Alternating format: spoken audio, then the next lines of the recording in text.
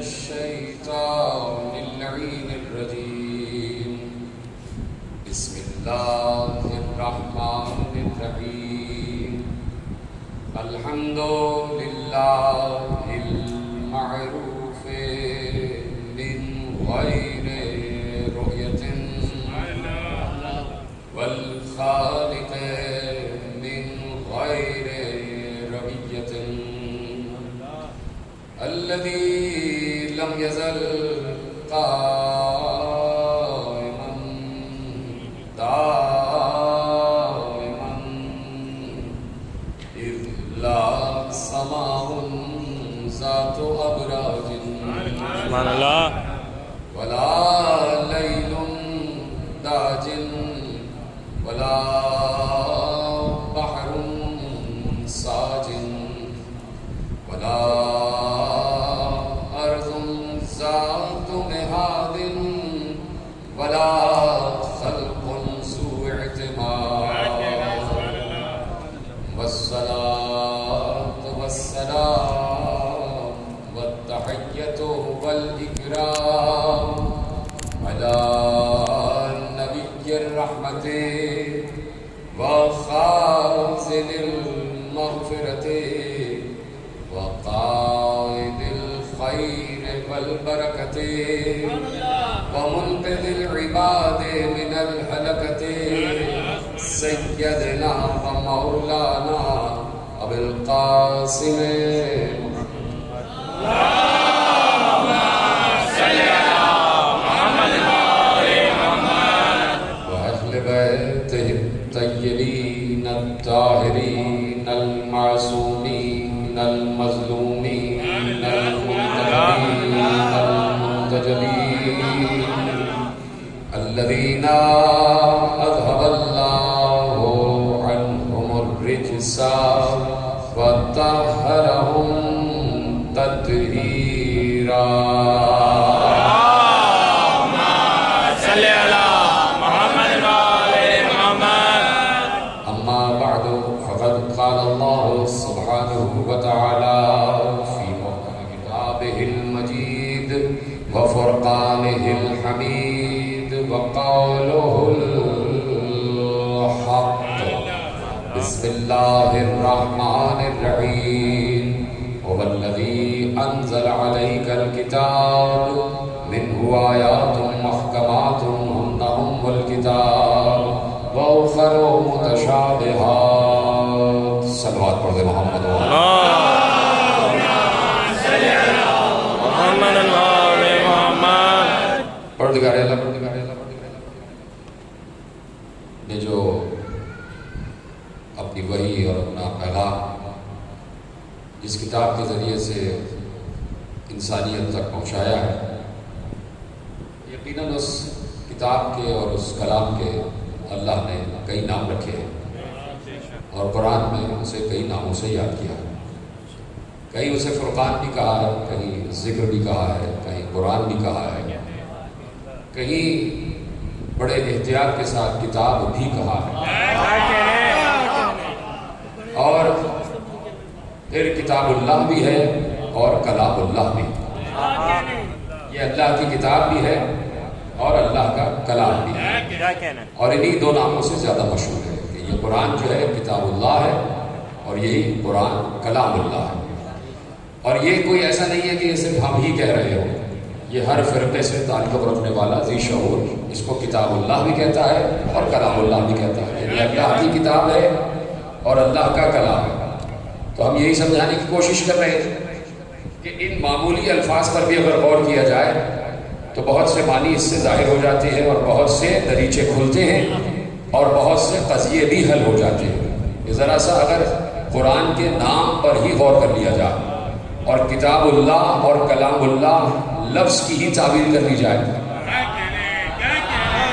میں بھی آیت کی بات ہی نہیں کر رہا، ابھی تو قرآن کو جن الفاظ سے یاد کیا جاتا ہے اس کی تعبیر کی جائے تو بہت سے مفہوم واضح ہو جاتے ہیں، بہت سے دریچے کھل جاتے ہیں۔ مثلا میں آپ سے ابھی کلام کر رہا ہوں، باتیں کر رہا ہوں، میں یہاں سے بول رہا ہوں، آپ وہاں سے بول رہے ہیں، اس بولنے کو کلام کہا جاتا ہے۔ میں یہاں سے کلام کر رہا ہوں، آپ وہاں سے کلام کر رہے ہیں، تو جب بھی لفظ کلام آتا ہے تو اس میں زبان کا ضرور دخل ہوتا ہے، یعنی زبان سے ہی کلام کیا جاتا ہے۔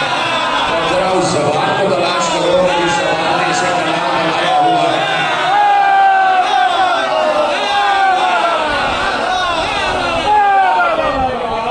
زبان تو تلاش کی جائے نا کہ جس زبان نے اسے کلام کی منزل تک پہنچایا ہے، جس نے اسے کلام اللہ بنایا ہے۔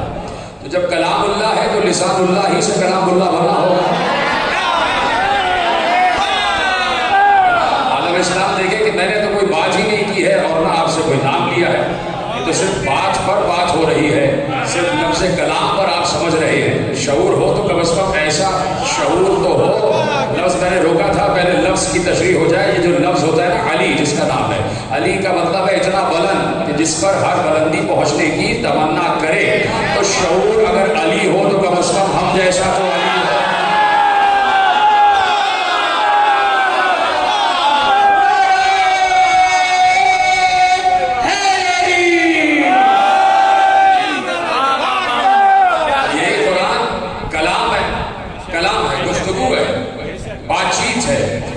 تو اب اس کو کلام اللہ کہتے ہیں۔ تو میں نے کہہ دیا کہ وہ زبان تلاش کی جائے، اس زبان کی معرفت حاصل کی جائے، اس لہجے کی معرفت حاصل کی جائے کہ جس کی وجہ سے یہ کلام کہلا رہا ہے، اللہ کا کلام ہے۔ دوسرا نام اس کا ہے کتاب اللہ، اللہ کی کتاب۔ میں ایک کتاب لکھ رہا ہوں، میری کتاب آنے والی ہے ولایت العباس کے نام سے۔ تو کتاب جب کتاب لکھی جاتی ہے تو اس کے لیے قلم کی ضرورت ہوتی ہے، اور جب قلم ہوتا ہے تو اس کے لیے ہاتھ کی ضرورت ہوتی ہے۔ تو اس ہاتھ کو تلاش کرو۔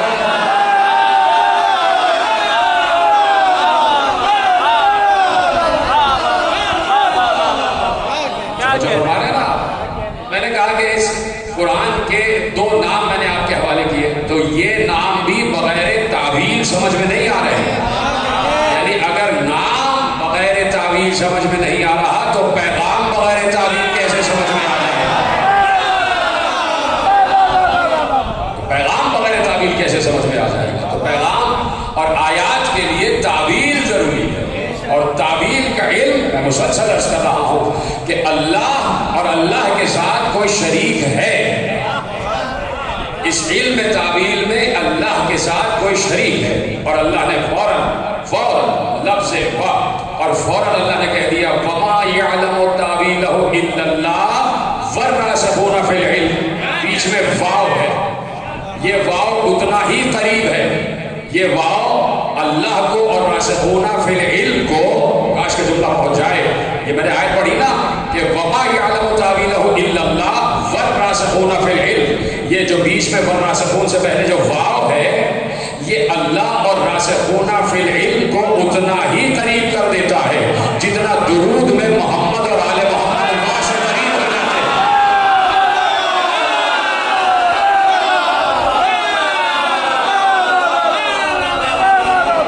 اللہم صلی علی محمد و آل محمد۔ تو اس میں کوئی فاصلہ ہی نہیں ہے، فاصلہ ہی نہیں ہے، اس لیے کہ دیکھیے بات آ گئی، اور میں عرض کیے بغیر آگے نہیں بڑھوں گا۔ جب اللہ کہہ رہا ہے کہ وَمَا يَعْلَمُ تَعْوِيلَهُ إِلَّا اللَّهُ وَالرَّاسِخُونَ فِي الْعِلْمِ، میں پہلی تقریر میں عرض کر چکا کہ ہمارے محترم برادران کے مکتب میں اس کی تفسیر کیا ہے۔ وہ آیت کو وَمَا يَعْلَمُ تَعْوِيلَهُ إِلَّا اللَّهُ پر روک دیتے ہیں، کہتے ہیں کہ تعویل کا علم اللہ کے پاس ہے، اور راسخون فی العلم کی صفت اگلی آیت سے مل رہی ہے۔ اور راسخون فی العلم کون ہے؟ یقولون آمنا بہ کل من عند ربنا، کہ اللہ نے کہا ہے راسخون فی العلم وہ ہیں کہ جو کہتے ہیں کہ جو کچھ اللہ کی طرف سے نازل ہوا ہم اس پر ایمان لائے۔ یہ ہمارے محترم بھائیوں کا عقیدہ بھی ہے اور ان کی تفسیر کا طریقہ بھی ہے، لیکن بات یہ ہے کہ جب اللہ نے فاصلہ نہیں رکھا، اس سے بڑی بات میں کیا کر سکتا تھا؟ سینکڑوں دلیلیں دے سکتا تھا، اپنے مکتب کی روایت بھی پڑھ سکتا تھا، لیکن سامنے کی لاجیکل بات کر رہا ہوں، منطقی بات کر رہا ہوں۔ اور اکثر میں کہتا ہوں کہ منطق کہتے ہی اس کو ہے جو بات بغیر حوالے کے سمجھ میں آ جائے، جو آپ کی چھٹی حص سمجھا دے، جو آپ کی کامن سینس سمجھا دے کہ ہماری بات تو صحیح ہے۔ لیکن جب میں کہہ رہا ہوں کہ اللہ نے فاصلہ نہیں رکھا ہے، تو پھر آپ کیوں رکھ رہے ہیں فاصلہ؟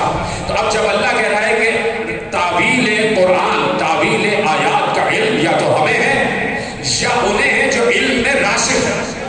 اب اللہ نے ان کا نام لیا کیوں راسخون فی العلم؟ کوئی اور نام لے دیتا؟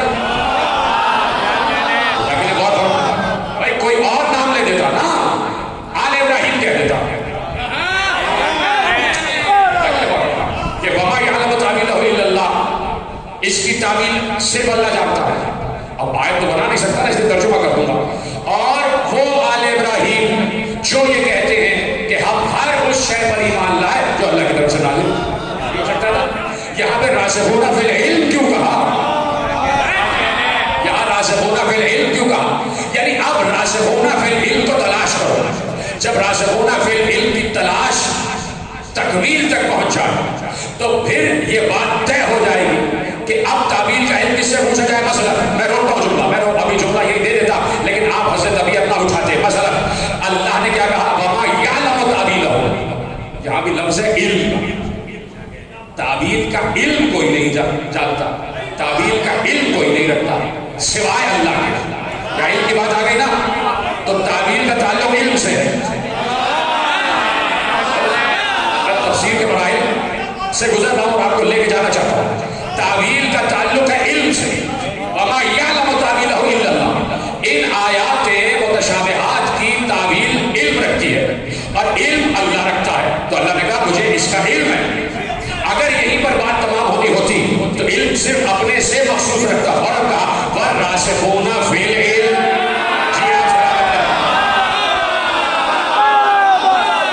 اب میں اپنے علماء کا کیا ہوا ترجمہ کے حوالے کرتا ہوں کہ جو انہوں نے تفسیر کی منزل پر ترجمہ کیا ہے. کہا راسخون فی العلم کا مطلب یہ ہے کہ اللہ کہنا یا تو مجھے علم ہے یا انہیں ہے جنہیں میں نے علم دیا.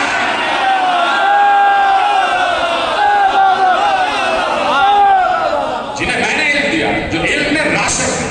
علم میں راسخ ہے. جو بزرگ تشریف فرما ہے اور جنہوں نے سینکڑوں تقریریں سنی ہیں ان کی بات نہیں کر رہا میں. نوجوانوں تک بات پہنچانا چاہ رہا ہوں، بچوں تک بات پہنچانا چاہ رہا ہوں. بڑی عام مثال ہے، بڑی مشہور مثال ہے اور اس موقع پر یہ مثال دینا واجب جانی جاتی ہے کہ یہ مثال دی جائے تاکہ راسخون فی العلم کا جو لفظ ہے، جو ترکیب ہے، وہ سمجھ میں آ جائے کہ علم میں راسخ ہونا کہتے کس کو ہے. یہ علم کلام کی مثال ہے جو علماء ماسلف بھی دیتے رہے اور یہ مثال دی جاتی رہے گی. میری مثال نہیں ہے، یہ علماء کی مثال ہے اور میں نئی نسل کے حوالے کرنا ہوں. بزرگ اس سے بہتر جانتے ہیں. جب راسخون فی العلم کی بات کی جاتی ہے تو اس میں مثال دی جاتی ہے. مثال یہ دی جاتی ہے کہ بھائی گلاس ہے اور گلاس کے اندر پانی ہے، گلاس میں پانی ہے تو گلاس میں اتنا پانی ہوگا جتنا گلاس کا ظرف ہے. یہ راسخون فی العلم نہیں ہے. گلاس میں پانی ہونا راسخون فی العلم نہیں ہے. راسخون فی العلم یہ ہے کہ گلاس ہی پانی میں چلا ہے.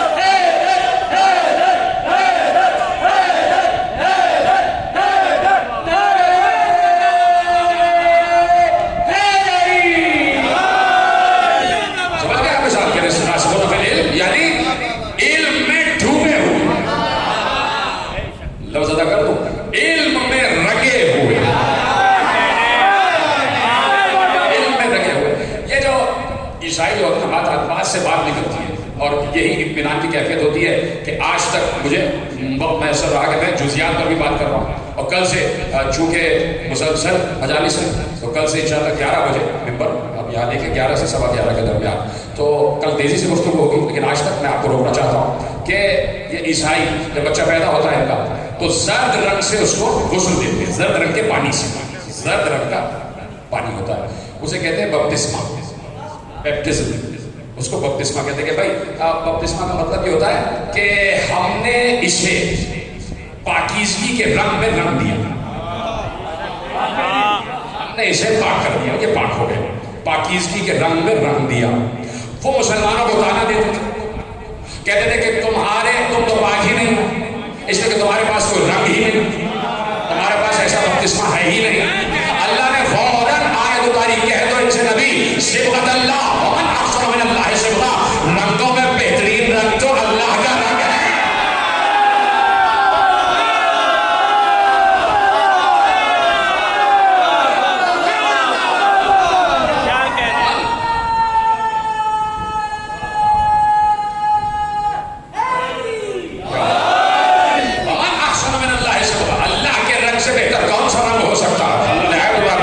مسلمان کہتے تھے کہ ہمارے پاس اللہ کا رنگ ہے.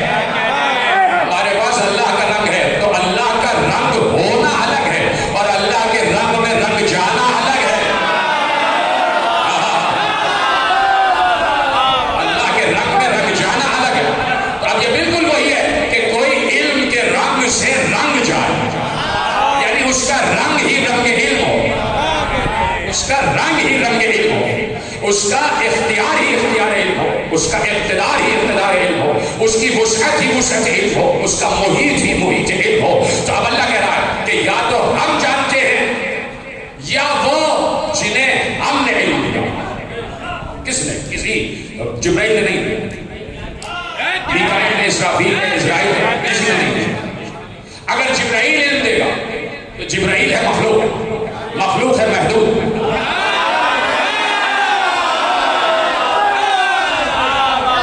جبرائیل مخلوق، مخلوق محدود، اور محدود کی عطا بھی محدود. کوئی ایسا نہیں ہے، کوئی ایسا نہیں ہے کہ کوئی اپنی پوری کی پوری جائیداد لٹا دے اللہ کی راہ.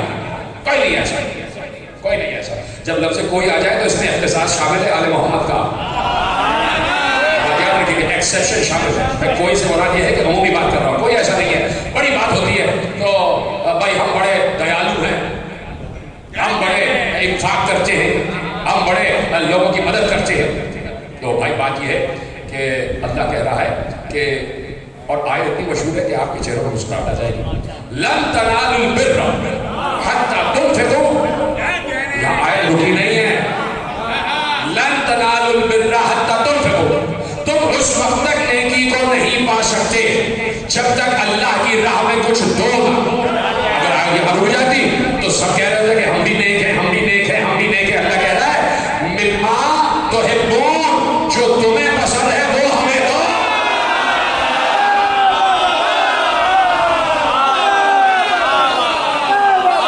لن تنالوا البر حتی تنفقوا مما تحبون، تم اس وقت تک نیکی کو نہیں پا سکتے جب تک جو تمہیں پسند ہے وہ ہمیں نہ دے دو. اللہ کہہ رہا ہے، تو چلو یہاں تعبیر کی بات آ رہی ہے، میرے موضوع میں بات آ گئی کہ بھائی اللہ کہہ رہا ہے جو تمہیں پسند ہے وہ ہمیں دو.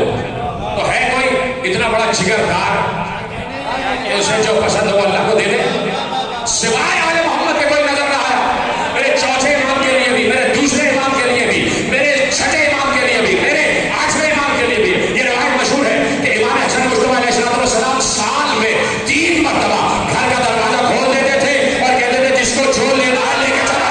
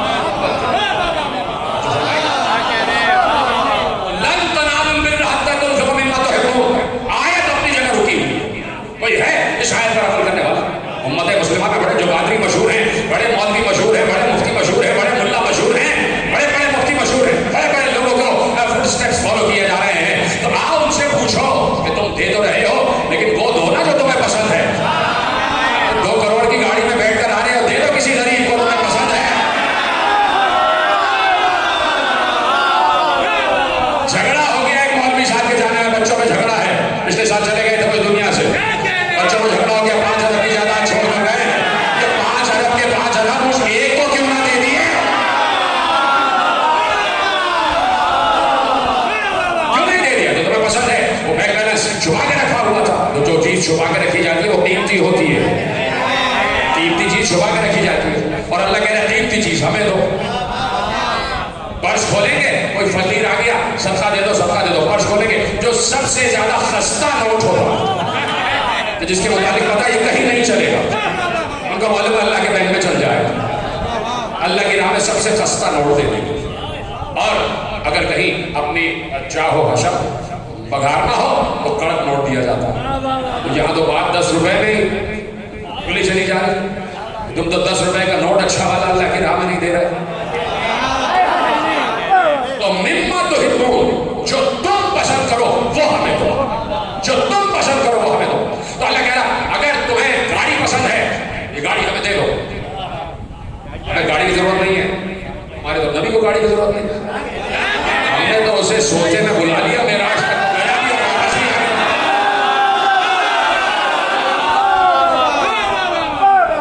دیکھیے آپ میں سے کسی کے ذہن میں یہ بات آئی ہے، مجھ تک پہنچی ابھی ابھی بات، کسی کے ذہن میں بات آئی ہے کہ بھائی کیا بات کر رہے ہیں کہ وہ گیا بھی آ گیا. یہ براق، یہ براق کیا چیز ہے، سواری کیا چیز ہے؟ اس پہ بحث ہے کہ نبی براق پہ بیٹھ کے نہیں گئے. ہے اس کا.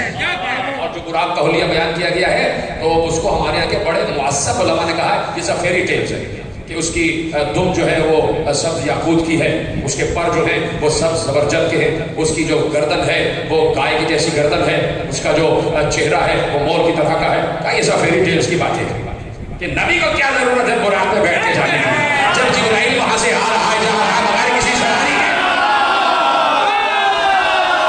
آپ میں سے کسی نے میرے ذہن میں بات کی, لیکن براق کی اپنی جگہ اہمیت موجود ہے, کتابوں کا قصہ موجود ہے, لیکن میں دوسرے زاویہ فکر آپ تک پہنچا کے آگے بڑھ رہا ہوں. اس بات کو متنازع نہ بنا لینا, براق پہ بات نہیں ہے, بات یہ ہے کہ وہ گئے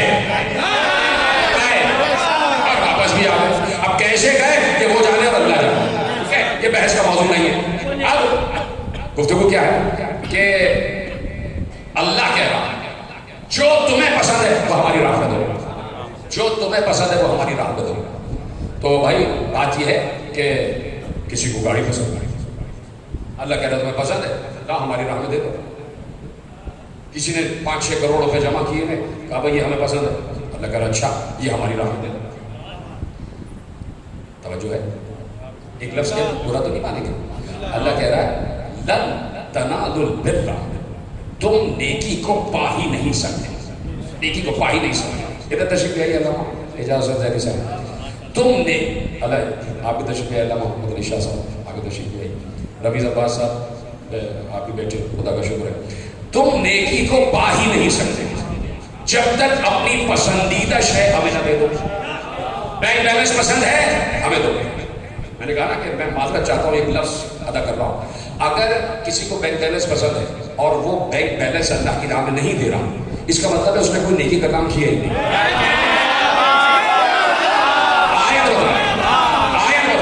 آیت میری لن تنالوا البر, تم نیکی کو پا ہی نہیں پائے جب تک تمہیں جو پسند ہے وہ ہمیں نہ دے دو. کسی کو گاڑی پسند ہے, اللہ کہہ رہا ہے گاڑی دے دو. بینک بیلنس پسند ہے, اللہ کہہ رہا ہے بینک بیلنس دے دو ہمیں. اچھا اب میں ایک مثال دیتا ہوں. ایک طرف گاڑی اور بینک بیلنس ہے اور ایک طرف اولاد ہے. اب کیا چیز پسند ہے؟ اب کیا چیز پسند ہے؟ اب اولاد پسند ہے. اللہ کہہ رہا ہے اولاد قیمتی ہے, پسند ہے, اولاد ہماری راہ میں دے دو. دے گا کوئی اولاد اللہ کی راہ میں؟ بھائی اولاد کا مطلب ہوتا ہے خون, اور قیمتی ترین چیز کا نام ہے خون.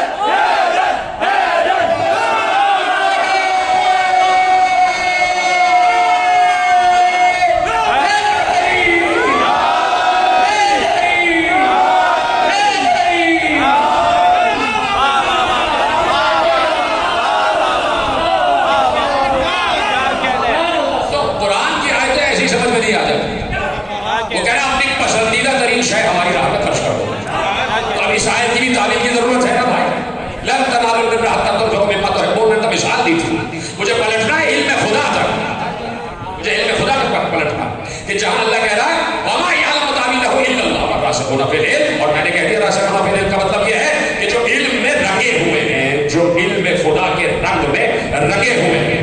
تو اب اللہ کہہ رہا ہے تعویل کا ہے علم, اور یہ علم میرے پاس ہے یا ان کے پاس جن کو میں نے علم عطا کیا ہے. تو اب پتہ یہ کرنا ہے کہ علم وہ جو کہ تعویل کا علم ہے, اور وہ تعویل کا علم جو علم خدا سے منسوب ہے, وہ علم ہے کس کے پاس؟ میں کہہ چکا کہ اللہ یہاں پر راسخون فی العلم کی جگہ آل ابراہیم لفظ بھی رکھ سکتا تھا کہ آل ابراہیم وہ ہیں کہ جو ہر شے پر ایمان رکھتے, لیکن اللہ نے آیت کو آیت سے جوڑ دیا, مطلب کو مطلب سے ملا دیا, مفہوم کو مفہوم سے ملا دیا, اور یہ ملانے کے بعد کہا کہ وہ بھی علم ہے تو عالموں کو ہی علم ہوگا. اب یہاں سے بات طے ہو جائے گی کہ اصل عالم ہے کون. اصل عالم ہے کون؟ ایک ہوتا ہے لغت والا عالم, ایک ہوتا ہے حقیقی عالم. حقیقی عالم اور لغت والا عالم. اب حقیقی عالم ہے کون؟ حقیقی عالم ہے کون؟ یہی سے معلوم ہو جائے گا کہ اللہ نے کہا وما یعلم تاویلہ الا اللہ والراسخون فی العلم. علم تعویل یا تو اللہ کو ہے یا راسخون فی العلم کو ہے. تو اب صرف بات اتنی سی رہ گئی کہ انہیں تلاش کیا جائے کہ جنہیں اللہ نے علم دیا.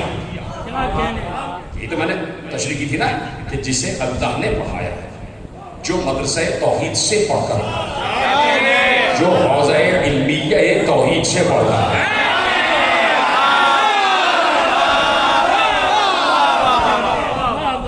تو جو فرما رہے نا، تو اب سے پھر ان کو تلاش کرنا.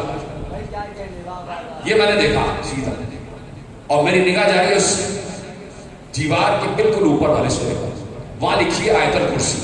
اچھا یہاں سب میرے مجھ سے زیادہ پڑھے لکھے حضرات بیٹھے جن علماء کے میں نے نام لیے، تو میرے علم میں اضافہ کیجیے گا میرے بعد میں تقریر کے بعد، کہ یہ آیت الکرسی میں ایک آیت نہیں ہے، تو یہ آیت الکرسی کو کہتا ہے، آیت الکرسی کو کہتا ہے،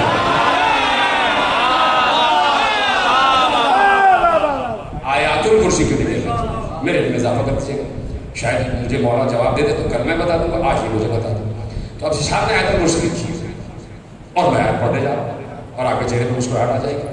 میں نے کہا کہ ان کو تلاش کرو کہ جنہیں اللہ نے علم دیا. اللہ کہہ رہا ہے، میں نے تیسری تقریر میں کہا تھا کہ العلم ذات ہی، اللہ جو بھی ہے علم ہے، اس کی ذات ہی علم ہے. بحث ہوتی ہے اس طرح کے ساتھ. اکثر لوگ کہتے ہیں جب کچھ لوگ فضائل سے بہت زیادہ آگے بڑھنے کی کوشش کرتے ہیں، جو خلو کی مجلس میں داخل ہوتا ہے، کہا کہ بھائی نہیں دکھائی دیا، نہیں دکھائی دے رہا، اللہ نہیں دکھائی دے رہا، نہیں دکھائی دے رہا. تو میں نے بھی کسی منزل پر کہہ دیا تھا کہ بھائی محبوب کو جب دکھائی نہیں دیا تو کسی کو کیا دکھائی؟ جب معراج پہ مصطفیٰ کو دکھائی نہیں دیا تو کسی کو کیا دکھائی دیا؟ تو بعد میں کسی نے مجھ پر اعتراض کر دیا. ایسی نشست میں بیٹھے، ہمارا دوست ہی تھا، باتیں ہو رہی تھی، صحیح بات کی بات کر رہا ہوں. آپ نے کہہ دیا یقیناً مجمع کو دیکھ کر کہا ہوگا، لیکن حقیقت تو یہ ہے کہ محمد و علی نے تو دیکھا ہوگا. اب یہ باتیں ہیں. تو میں نے ایک بات کہی ان سے، دیکھیے میں نے ایک بات کہی، انہوں نے کہا بھائی محمد و علی نے تو دیکھا ہوگا نا، اب آپ راز کی بات ہے تو یہاں تو بتا دیجیے، ممبر پہ نہیں بتایا. میں نے کہا بات یہ ہے کہ اللہ، سمجھے اس بات کو، اللہ ایسی ذات ہے جو دکھائی ہی نہیں دے سکتی، جو نظر ہی نہیں آ سکتی. وہ ایک ایسی شے ہے جو نظر ہی نہیں آ سکتی. پہلی مجلس، اور پہلی مجلس کا جملہ اپنی مجلس سے دوہرا رہا ہوں. میں نے مثال دی تھی کہ یہ ہے زمین اور یہ ہے چھت اور یہ بیچ میں ہے خلا. یہ خالی ہے نا، خالی دیکھ رہے ہیں آپ، یہ مجھے آپ دکھائی دے رہے ہیں اور آپ میں دیکھ رہا ہوں آپ کو اور آپ مجھے دیکھ رہے ہیں، اور یہ ہاتھ مجھے دکھائی دے رہا ہے، آپ میرا ہاتھ دیکھ رہے ہیں، دکھائی دے رہا ہے. اچھا اب یہ جو خالی ہے نا، جا کے پوچھئے گا کسی بھی سائنس پڑھنے والے سے، یہ خالی ہے نا خلا، یہ بھی ایک شے ہے، یہ شے ہے، یہ باقاعدہ وجود رکھتی ہے. یہ شے جو ہے نا خالی، خلا آپ کہتے ہیں، یہ شے ہے. کیا دکھائی دے رہی ہے؟ یہ ایسی چیز ہی نہیں ہے جو دکھائی دے، اس کو دیکھا ہی نہیں جا سکتا. بلا تشبیہ مثال دے رہا ہوں کہ اللہ بھی وہ ذات ہے کہ جو دکھائی دے ہی نہیں سکتی. کچھ بھی کر لو، وہ ذات ایسی ہے کہ جو نظر ہی نہیں آ سکتی. وہ ذات ایسی ہے کہ نظر نہیں آ سکتی. اب سوچ رہا ہوں پڑھوں یا نہ پڑھوں. کہیں لائٹ تو نہیں جا رہی بات؟ بھائی لائٹ کر رہے ہیں وہ روک دیں. بات یہ ہے کہ دکھائی نہیں دے سکتی. وہ کوئی ایسی ذات ہی نہیں ہے جو دکھائی دے سکتی. یا دکھائی دے جائے اگر تو پھر وہ اللہ نہیں رہے گا. اگر دکھائی دے جائے تو وہ اللہ نہیں رہے گا، پھر وہ کوئی اور ذات ہو جائے گا. پھر یہ ہے کہ وہ کسی ذات میں حلول نہیں کرتا. اب یہ خلا، یہ ہوا آپ انہیل کر رہے ہیں نا، آپ خلا انہیل کر رہے ہیں تو اندر جا رہی ہے نا آپ کے، تو کہیں خلا کا وجود آپ کے جسم سے ظاہر ہو رہا ہے. آپ کے جسم کا حصہ بن جاتا ہے. گوشت کھاتے ہیں، روٹی کھاتے ہیں، جسم کا حصہ بن جاتی ہے اور وہ جسم میں لگ جاتی ہے، ظاہر ہو جاتا ہے نا کسی طرح. یہ خلا ہوا یہ ظاہر ہی نہیں ہوتی، یعنی کسی بھی صورت میں ظاہر ہی نہیں ہو سکتی. آپ کے اندر بھی جا رہی ہے پھر بھی ظاہر نہیں ہوگی. اب بلا تشبیہ اللہ بھی ایسا ہی ہے جو کسی میں حلول نہیں کر سکتا. حلول کرے گا پھر بھی دکھائی نہیں دے گا. یہ کار محال ہے، حلول کرتا ہی نہیں. ہمارے یہاں حلول کا عقیدہ بھی نہیں، ہمارے یہاں حلول کا عقیدہ بھی نہیں. پھر کیسے سمجھ میں آیا مصطفیٰ و مرتضیٰ و پنجنت کو کہ وہ ہے؟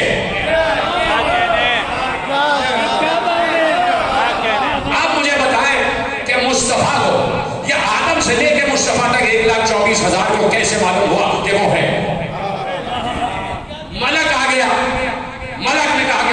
طرف سے آیا. کیسے یقین آیا کہ یہ ملک اسی کی طرف سے آیا؟ لیکن غور فرمائیں کیسے مصطفیٰ نے کہہ دیا کہ یا علی اللہ کو کوئی نہیں پہچانتا سوائے میرے اور تمہارے. اور جو کر رہے ہیں اب صرف ایک مثال دیتا ہوں, صرف ایک مثال, اور مثال دوں گا اس پر رکوں گا نہیں, مثال دوں گا اس پر رکوں گا نہیں. دیکھیے بات یہ ہے کہ یہ ہے امام بارگاہ کا اندر کا حصہ اور وہ ہے باہر کا. ٹھیک ہے, جو باہر ہے وہ اس وقت تک اس اندر کی کیفیت نہیں سمجھ سکتا جب تک اندر نہ آ جائے.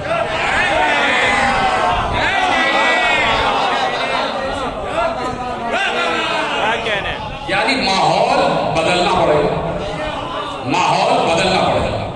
جب ماحول بدلے گا تب وہ ماحول کے جو تغیر کی منزل پر سمجھ میں آئے گا. ٹھیک ہے, باہر والے جب تک یہاں آئیں گے نہیں انہیں پتہ نہیں چلے گا کہ یہ ہال کیسا ہے, اور اندر والے چونکہ باہر سے آئے ہیں بتائیں گے باہر کا کیسا.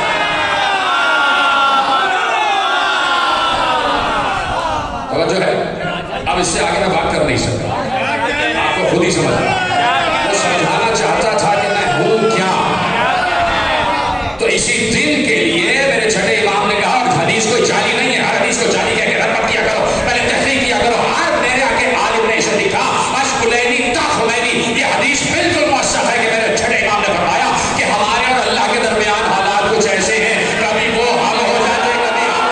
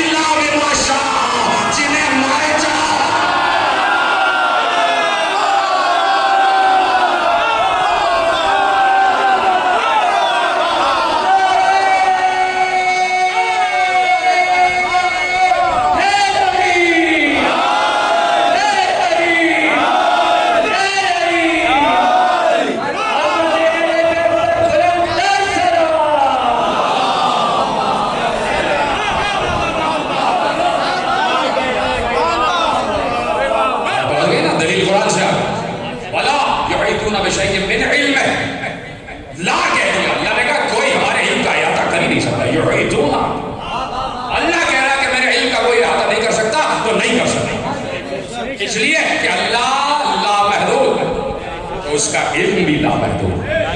سن لیا آپ نے جملہ, اللہ لامحدود تو اس کا علم بھی لامحدود ہے, اس کا علم بھی لامحدود. ابھی میں نے مثال دی ظرف کی, جتنا ظرف ہوگا اتنا ہی مظروف, اتنا ہی پانی آئے گا.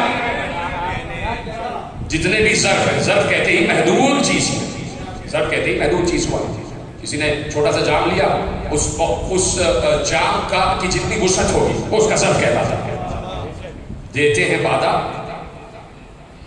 ظرف قدخار دیکھ کر, غالب کا مسکان, دیتے ہیں وعدہ ظرف قدخار دیکھ کر. یعنی ہم کسی کو اگر پانی پلاتے ہیں تو اس کے ظرف کو دیکھ کر پانی پلاتے ہیں. لفظ استعمال کیا, وعدہ کہتے ہیں وہ والا پانی. ٹھیک ہے, دیتے ہیں وعدہ ظرف قدخار دیکھ کر. ٹھیک ہے, تو اللہ ہے لامحدود. خدا کا شکر ہے کہ آپ میرے ساتھ. تو دوسری بات یہی ہے کہ اللہ جب لامحدود ہے تو اس کا علم بھی تو لامحدود ہے. جی ذرا اشارے سے ہی پہنچ جب اللہ لامحدود ہے، لامحدود ہے تو اس کا علم بھی لامحدود ہے، یقیناً ہے کہ آپ سب اس بات کا اقرار کرتے ہیں۔ تو جب اللہ لامحدود اور اس کا علم بھی لامحدود، تو کیسے کہہ رہا ہے کہ الا بما شاء؟ اس کا مطلب ہے کہ جنہیں علم دے رہا ہے پہلے ان کے ظرف کو اتنا لامحدود بنا۔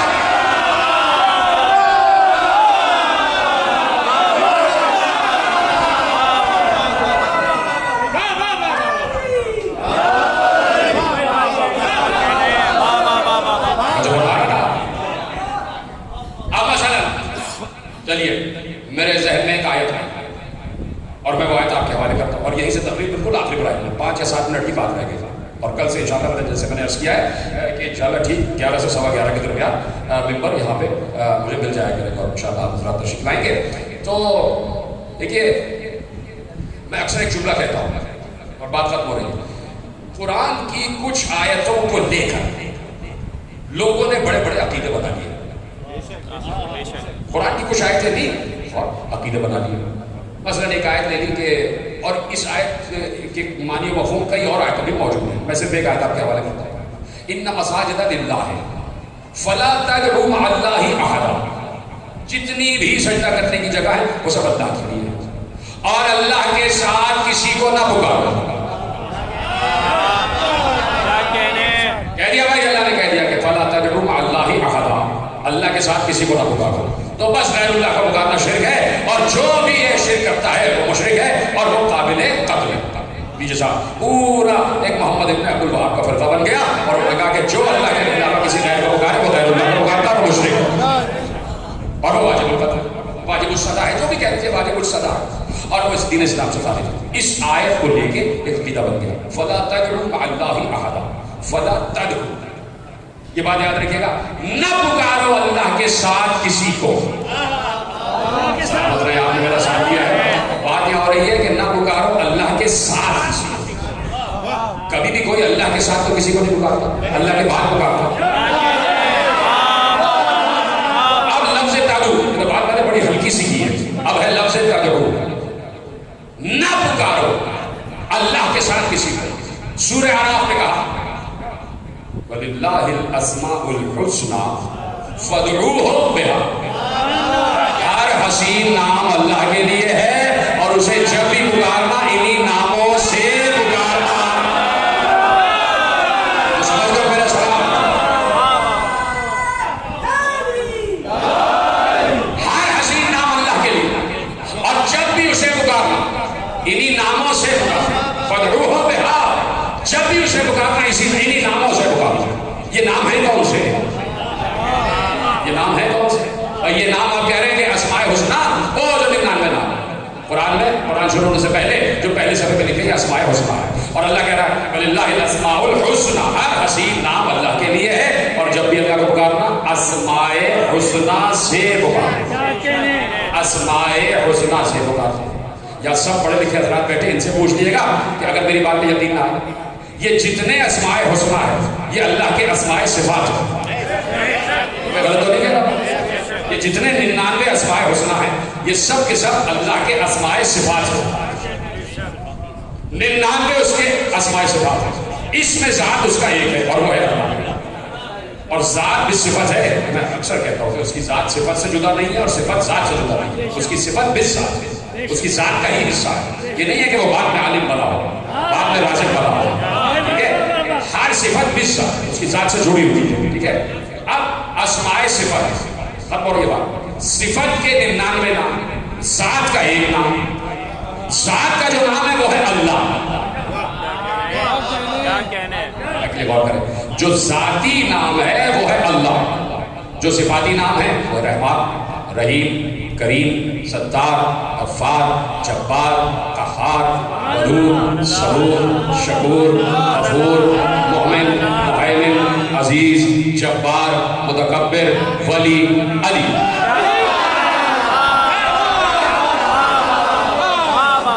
یہ سارے اس کے صفاتی نام، اور اللہ کہہ رہا ہے وَلِلَّهِ الْأَسْمَاءُ الْحُسْنَى فَادْعُوهُ بِهَا، یہ اللہ کا مشورہ نہیں ہے، یہ اللہ کا حکم ہے کہ جب بھی پکارنا میرے صفاتی نام سے پکارنا، صفاتی نام سے پکارنا، یعنی اللہ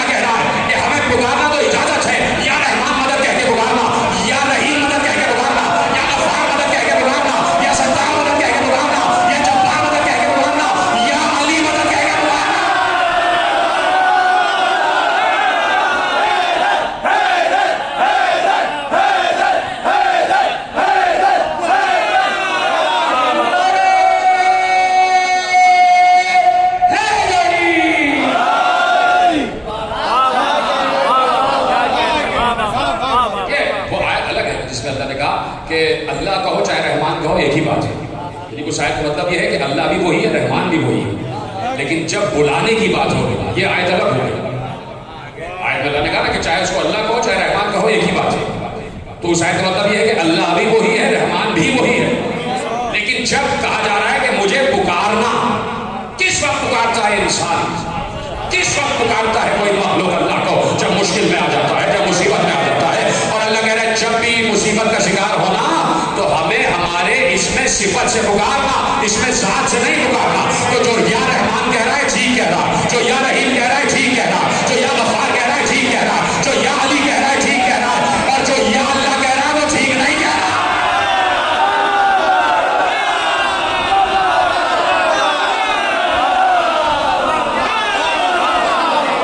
یا اللہ مدد نہ کہو، جب بھی پکارنا صفت سے پکارنا. اس لیے کہ صفت ہم نے اتاری ہی تمہارے لیے، نہیں تو ہمارے 99 ہی نام نہیں ہے، اللہ محدود نام ہے ہمارے. یہ 99 وہ ہے جنہیں تمہیں جن کی ضرورت ہے. انہی 99 میں تمہاری ضروریات پوری ہو جاتی ہے، تمہارے لیے یہی کافی ہے. حالانکہ 99 بھی کوئی معمولی عدد نہیں ہے. 9 اور 9 ملاؤ تو 18 بنتے ہیں، اور 18 کو پھر ملاؤ تو 9 بنتے ہیں. 9 زندگی کا سب سے بڑا عدد ہے، اور یہ عدد منسوب ہے فاطمہ زہرا.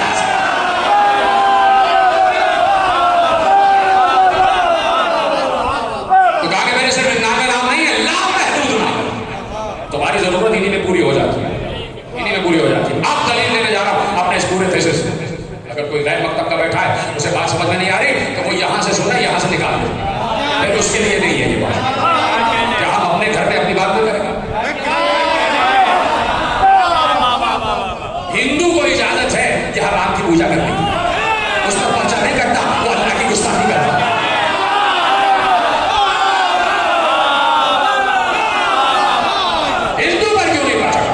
یہ 295C میں اللہ شامل کیوں نہیں؟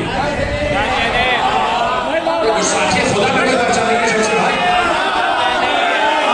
اللہ کی گستاخی ہو رہی ہے، اتنے اللہ بنائے بیٹھے یہاں ہندو. اللہ کو جو چاہو کہہ دو، ملا کو کچھ نہ کہنا.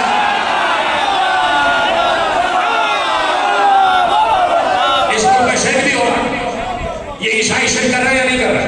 گرجا بنے میں نہیں بنے، شرک بھی ہو رہا ہے. اللہ کا بیٹا بنا ہوا ہے، بنایا ہوا ہے اللہ کا بیٹا، اسے سولی میں چڑھایا ہوا ہے، کراس بنایا ہوا ہے، اس میں عیسیٰ لٹکے ہوئے ہر گرجا میں موجود ہے. کہیں دکھاؤ قرآن میں کہ عیسیٰ کو سولی لٹکائی گئی. شریعت قرآن کی خلاف ورزی ہو رہی ہے اور ان پہ پرچہ نہیں کرتا. اللہ کی خلاف ورزی ہو رہی ہے، اللہ کی گستاخی پر پرچہ نہیں کرتا. بات یہ ہے کہ آپ کہیں گے کہ بھائی یہ کیا بات کر رہے ہو، جھگڑا کراؤ گے تم، بین الادیان جھگڑا کرائیں گے آپ؟ بھائی ہمارا تو قائد اعظم نے ملک بنایا اس لیے تھا، کہا تھا کہ یہاں پہ ہر مسلک، ہر مذہب، ہر دین کو اجازت ہے کہ اپنے طریقے سے عبادت کرے. تو ہمیں اجازت نہیں ہے.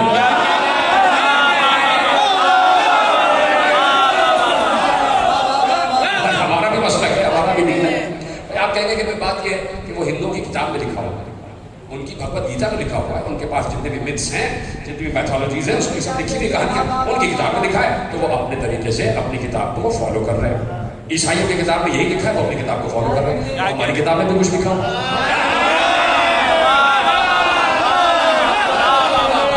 تو یہاں کوئی بین الادیان جھگڑے کی بات نہیں ہو رہی. یہ رسول اللہ کا طریقہ کار تھا کہ جو بھی with in the Islamic state زندگی گزار رہا اسے اپنے طریقے سے زندگی گزارنے کی اجازت ہے، چاہے وہ ہندو ہو، بت پرست ہو، چاہے عیسائی ہو، چاہے یہودی ہو، چاہے کوئی بھی ہو.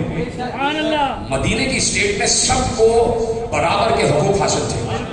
یہ اسلامک اسٹیٹ کے آئین میں شامل ہے کہ جو بھی with in the Islamic state رہ رہا ہے، چاہے وہ ہندو ہو، چاہے عیسائی ہو، چاہے یہودی ہو، کوئی بھی ہو، بت پرست ہو، ستارہ پرست ہو، شجر پرست ہو، آفتاب پرست ہو، مہتاب پرست ہو، خود پرست ہو، خدا پرست ہو،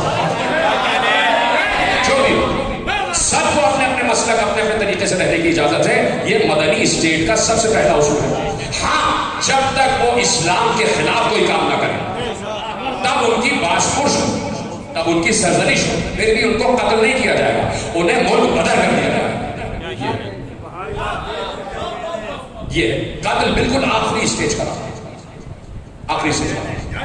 تو اب بات یہی ہے، میں نے اس لیے عرض کیا کہ کچھ باتیں ایسی ہیں کہ جو ہمیں بھی بیان کرنا ہے، جو ہمیں بھی عرض کرنا ہے. تو اللہ نے کہا کہ مجھے پکارنا تو میرے صفاتی ناموں سے پکارنا. یہ اس نے کوئی آپشن نہیں دیا، چاہو تو پکار لینا، چاہو تو نہ پکار لینا۔ صیغہ امر کا صیغہ امر ہے کہ نہیں؟ وَلِلَّهِ الْأَسْمَاءُ الْحُسْنَى فَادْعُوهُ، یہ صیغہ امر ہی تو ہے، یہ صیغہ امر کا ہے۔ امر کا مطلب آرڈر، امر کر رہا ہے وہ، اس لیے کہ وہی عامر ہے، وہی عامر دینے والا ہے، وہی ڈکٹیٹر ہے۔ اس لیے ہم کہتے ہیں کوئی ڈکٹیٹر نہیں ہو سکتا، ڈکٹیٹر صرف اللہ ہے، وہی ڈکٹیٹ کراتا ہے۔ بس الحکم للہ الامر للہ، بات آ گئی نا؟ تو اب امر اللہ کا ہے، جو اللہ کہے گا وہی ہوگا۔ اللہ نے مجھے اس میں صفات سے ہوگا، اس میں ذات سے ہوگا، اس لیے کہ تم صفت تک پہنچے ہو، اس لیے کہ تم صفت کی معرفت رکھتے ہو، تم جانتے ہو کہ کیڑا کیسے خلق ہوتا ہے، تو تمہیں پتہ ہے کہ میں کیسا خالق ہوں، تمہیں پتہ ہے کہ رزق کیسے تقسیم ہوتا ہے، تو جان گئے کہ میں رازق ہوں، تمہیں پتہ ہے کہ گناہ کیسے معاف کرتا ہوں، تو جان گئے کہ میں غفار ہوں، تمہیں پتہ ہے کہ میں عیوب کی پردہ پوشی کیسے کرتا ہوں، تم جان گئے کہ میں ستار ہوں۔ صفات تم جانتے ہو، اس لیے تمہیں اجازت دی ہے کہ تم صفت سے پکارو۔ تم میری ذات تک تو پہنچے ہی نہیں، تو جو میری ذات کو پہچانتا ہے صرف وہی اللہ مدد کہہ سکتا ہے۔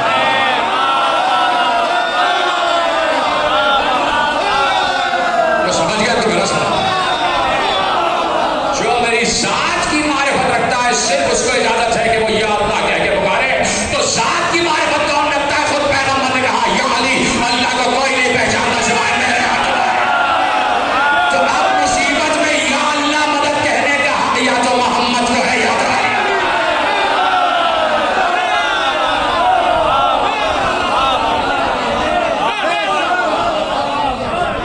یا اللہ مدد کہہ کے وہی پکارے جو اس کی ذات کو پہچانتا ہے، جو اس کی ذات کے ذات تک پہنچا ہوا۔ تو ختم کر دی میں نے بات، اگر کوئی مصیبت میں یا اللہ مدد کہنے کا حق رکھتا ہے تو وہ عاشور کو حسین ابن علی، عاشور کو حسین ابن علی، حسین نے کہا یا اللہ، دیکھو نا بات یہ تھی کہ آیت اتری کہ میں نے اپنا وعدہ پورا کیا، تم اپنا وعدہ پورا کرو، تو آیت آ گئی تھی نا۔ تو اللہ سے علماء عرفان نے لکھا کہ جس وقت عصر عاشور کا وقت آ گیا، اس وقت آواز دی اللہ کے اس مخصوص منصوص بندے، پلٹ کر یہاں سے عرش اعظم تک پیغام پہنچا، پروردگار میں نے اپنا وعدہ پورا کیا، تو اپنا وعدہ پورا کیا۔ یہ صرف آل محمد ہیں کہ جو اس کے وعدے کی یاد دہانی کی بات کر سکتے ہیں۔ پروردگار میں نے اپنا وعدہ پورا کیا، تو اپنا وعدہ پورا کر۔ کیا وعدہ تھا؟ یہ وعدہ کیا تھا؟ وعدہ بہت سے وعدے ہو سکتے ہیں، میری نگاہ میں شاید ان وعدوں میں ایک وعدہ یہ بھی ہے، آپ سمجھ جائیں گے۔ اللہ نے کہا فَاذْكُرُونِي أَذْكُرْكُمْ، تم میرا ذکر کرو میں تمہارا ذکر کروں۔ حسین نے رگے گلو کٹنے سے پہلے کہہ دیا پروردگار پوری زندگی میں نے تیرا ذکر کیا، میں نے اپنا وعدہ پورا کیا، اب تو اپنا وعدہ پورا کر۔ حسین 57 برس تک اللہ کا ذکر کر کے اپنا وعدہ پورا کرتے رہے۔ جملہ پلٹ دوں، جب تک حسین رہے تب تک حسین نے اللہ اللہ کیا، اب اللہ پر واجب ہے کہ جب تک اللہ رہے تب تک حسین حسین رہے۔ بہت بڑا جملہ، اگر میں فضائل میں کہتا تو آپ یقیناً اس پر بات ضرور دیتے۔ اب یہ اللہ پر واجب ہے کہ جب تک اللہ رہے تب تک حسین حسین ہوتا رہے، اور اللہ کے لیے تو لفظ تک استعمال ہی نہیں ہوتا، بس وہی ہے۔ تو اللہ آج تک اپنا وعدہ پورا کر رہا ہے۔ یہ ہم حسین حسین نہیں کر رہے، ہم کیا اور ہماری اوقات کیا، یہ جہاں پر بھی حسین حسین ہو رہا ہوتا ہے سمجھ لینا اللہ کا وعدہ پورا ہو رہا ہے، پورا ہو رہا ہے۔ اور مجھے اور تمہیں اللہ شرف بخش دیتا ہے کہ آؤ میرے ساتھ اس وعدے کی تکمیل میں شامل ہو جاؤ، میرے ساتھ اس وعدے کی تکمیل میں شامل ہو جاؤ۔ مجھے لفظ یاد آ گئے، آیت یاد آ گئے، روایت یاد آ گئی، اور وہ روایت پر بات ختم کر دیتا ہوں۔ 5 برس کے حسین ہوئے جب 3 شعبان جس وقت آئے تھے تب بھی محضر نامہ آیا، اور جب 5 برس کے ہوئے دوبارہ محضر نامہ آیا۔ اس وقت آیا کہ جب نبی اپنے اس نواسے گلے سے لگا لگا کر کبھی دھڑ چومتے ہیں، کبھی بٹن کو چومتے ہیں، کبھی گلا چومتے ہیں، کبھی سینے کو چومتے ہیں، بڑے پیار کر رہے تھے حسین کو۔ اور سامنے زہرا ہیں، علی ہیں، حسن ہیں، اور خود رسول کی آغوش میں حسین ہے، بڑا پیار آ رہا تھا نواسے پر۔ ایسے میں اللہ نے جبرائیل کو بھیجا، کہا محضر نامہ شہادت دوبارہ لایا ہوں، اس لیے کہ اس وقت حسین آئے تھے تو آپ 4 میں دستخط کیے، آج حسین کی بھی دستخط چاہیے، حسین کی بھی رضا چاہیے۔ اے حسین محضر نامہ شہادت آ گیا ہے، کربلا جانا ہوگا، گھر لٹانا ہوگا، بچوں کی لاشیں اٹھانا ہوگی، برابر کے بھائی کے کٹے ہوئے شانے اٹھانا ہوں گے، گڑیل جوان کے بیٹے کے سینے سے بچی کا پھل کھینچنا ہوگا، ہاتھ میں 6 مہینے کا علی اصغر ہوگا، تیر سے شعبہ پار ہونا ہوگا، چلو میں لہو لینا ہوگا، منہ پر بننا ہوگا۔ اے حسین صرف یہی نہیں، تمہارا سر 13 ضربوں سے کاٹا جائے گا، تمہارے سر کو نو کے سنا پر بلند کیا جائے گا، اسے شام و کوفہ کے بازار میں کھلایا جائے گا۔ حسین صرف یہی نہیں، تمہارے بعد تمہاری 4 برس کی بچی کے رخسار نیلے کر دی جائیں گے، تمہاری بہنوں کے سروں سے ردائیں چھینی جائیں گی، تمہاری بہنیں تنہا رہ جائیں گی تو خیموں کو آگ لگا دی جائے گی۔ حسین حسین کہتے گئے کہ میں راضی ہوں، مجھے قبول ہے، مجھے قبول ہے، مجھے قبول ہے۔ اب یہ کس کے سامنے بات ہو رہی ہے؟ یہ میری بائیں طرف میری مائیں بہنیں بیٹھی ہیں، یہ جملے کو سمجھیں گی۔ حسین کے قتل کی بات ہو رہی ہے، گھر لٹنے کی بات ہو رہی ہے، 13 ضربوں سے گلا کٹنے کی بات ہو رہی ہے، لیکن سامنے ماں بیٹھی ہوئی ہے، ماں کے سامنے بیٹے کے گلے کٹنے کی بات ہو رہی ہے۔ سوچو ماں پر گزر کیا رہی ہوگی۔ زہرا تڑپ گئی، تڑپ گئی، تڑپ کے پوچھا، اے بابا جب یہ واقعہ ہوگا تو کیا آپ ہوں گے؟ یاد آ گئی نا روایت، تو اب چھپنا یہی ہے اور عرض یہی ہے کہ تمہاری آواز گریہ بلند ہو جائے، اے بابا کیا آپ ہوں گے؟ رسول نے روتے ہوئے کہا نہیں میں نہیں ہوں گا۔ کہا کیا ابو الحسن ہوں گے؟ کہا نہیں علی بھی نہیں ہوں گے۔ اچھا بابا تو حسن تو ہوں گے؟ کہا نہیں حسن بھی نہیں ہوں گے۔ تو اب ایک آس بھرے لہجے میں شاید دل میں زہرا کی یہ بات تھی کہ چلو بابا چلے جائیں گے، علی چلے جائیں گے، حسن چلے جائیں گے، لیکن بیٹے کے قتل کی بات ہے تو کم از کم میں تو زندہ رہوں گی۔ تو کہا کیا میں ہوں گی؟ ایک بار رسول نے کہا نہیں زہرا تم بھی جا چکی ہوگی۔ تو پلٹ کر کہا بابا جب کوئی نہیں ہوگا تو میرے بیٹے کو روئے گا کون؟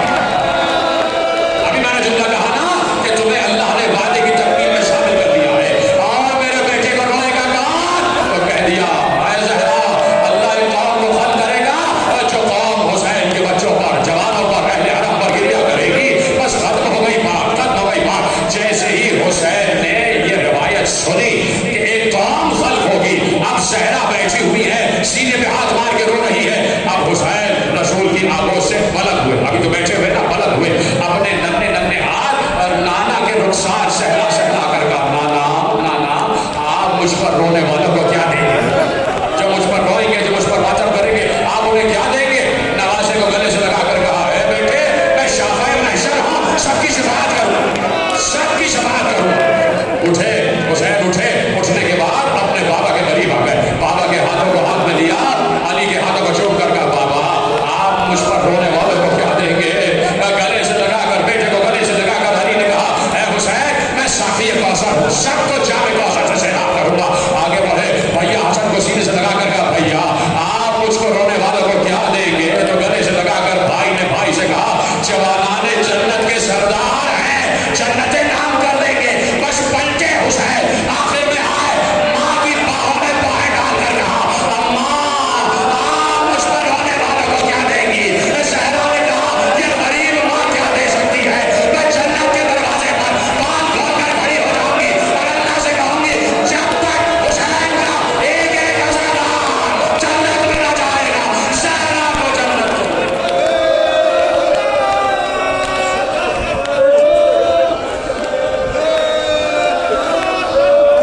ألا لعنة الله على القوم الظالمين فسيعلم الذين ظلموا أي منقلب ينقلبون۔ بارلا ہماری اس عظیم عبادت کو شرف قبولیت کے اعلیٰ درجے میں جگہ عطا فرمائے۔ پروردگار کے واسطہ تیرے عزت و جلال کا جتنے حاضر بازو مومن و مومنات فرش عزا پر جو باہر جہاں جہاں آواز پہنچ رہی ہے، پروردگار جن جن کے دست سے دعا تیری بارگاہ میں بلند ہے، اس سے پہلے کہ فرش عزا سے اٹھے ان کی تمام دعاؤں کو قبول فرما، ہم سب کے دامن مراد کو در مقصود سے بھر دے۔ پروردگار آسمانوں سے ہم پر اپنی رحمتوں اور برکتوں کا نزول فرما۔ پروردگار ایک چشم رحمت ہم پر ڈال دے۔ پروردگار ہمارے دلوں میں محبت حسین اور ولایت علی کو راسخ فرما، ہمارا خاتمہ بالایمان محبت ولایت علی پر فرما۔ پروردگار تجھے واسطہ ہے تیرے شافی اور کافی ہونے کا، تجھے واسطہ ہے، تجھے واسطہ ہے بیمار کربلا کا، تجھے واسطہ ہے بیمار مدینہ کا۔ اس وقت اس آئے ہوئی وبا سے جہاں جہاں مومن مومنات آباد ہے سب کو محفوظ و معمول پروردگار اگر کسی کے گھر میں کوئی بیمار ہے آپ بیمار کربلا شفا عاجل صحت کامل طول حیات عطا فرما جو بزرگ ہمارے اس دنیا سے کوچ کر گئے مہینہ یہی مہینہ ہے کہ ہم اپنے گناہوں کی بھی مغفرت طلب کریں اور اپنے بزرگوں کے گناہوں کو بھی بخشوائیں پروردگار جو بزرگ اس بزم عذاب بزم بلا سے بزم دنیا سے اٹھ کے بزم آخرت کی طرف چلے گئے ان سب کے گناہ کبیر و صغیر کو معاف فرما ہمارے تمام بزرگوں کو جوار احکام معصومین بلند مراتب عطا فرما ہمارے تمام مرحوم بزرگ اور جتنی بھی مومن مومنات بزرگ ارواح ہیں سب کی قبور کو انوار عالم محمد سے مزید منور فرما پروردگار سب سے بڑی دعا تو سے یہی ہے کہ جب بھی جس وقت بھی جس لمحے بھی امام زمانہ کا ظہور فرما ہمیں ان کے سپاہیوں میں انصار میں اور احبان میں شمار فرما ایک سورہ فاتحہ بالموں جتنے بھی حضرات بیٹھے ہیں سب اپنے مرحومین کو یاد فرما کر اور ایک مرحومہ رشید النساء بنت بشیر احمد مرحوم اور جملہ باہر مومن اولاد کے لیے ایک سورہ فاتحہ بسم اللہ الرحمن الرحیم